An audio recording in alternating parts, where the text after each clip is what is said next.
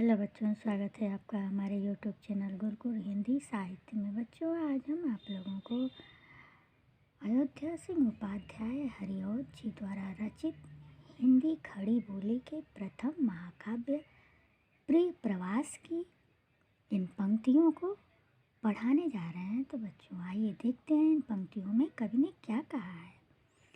बैठी खिन्नायक दिवस वे गेय में थी अकेली, आके आंसू दृग युगल में थे धरा को भिगोते।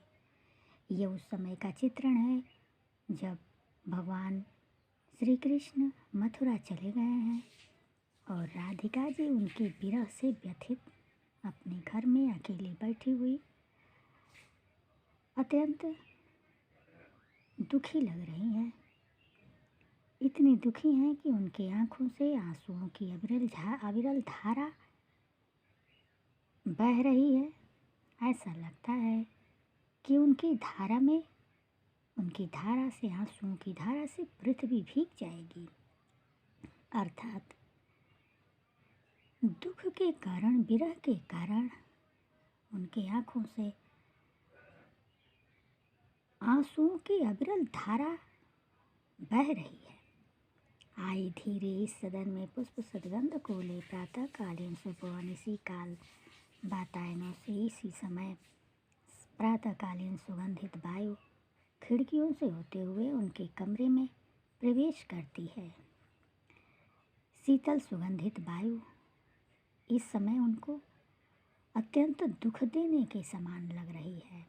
अत्यंत दुखी महसूस कर रही हैं। शीतल सुगंधित वायु को देखकर, वायु का अनुभव करके वह अपने आप को और दुखी महसूस कर रही हैं।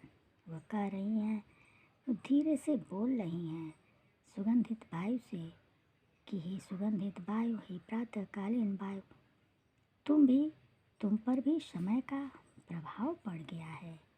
तुम भी समय के कारण, समय के प्रभाव से प्रभावित होकर तुम भी हमारे दुख को बढ़ाने के लिए ही इस समय हमारे पास आई हो। क्या समय रूपी काल ने तुमको भी कलुषित कर दिया है?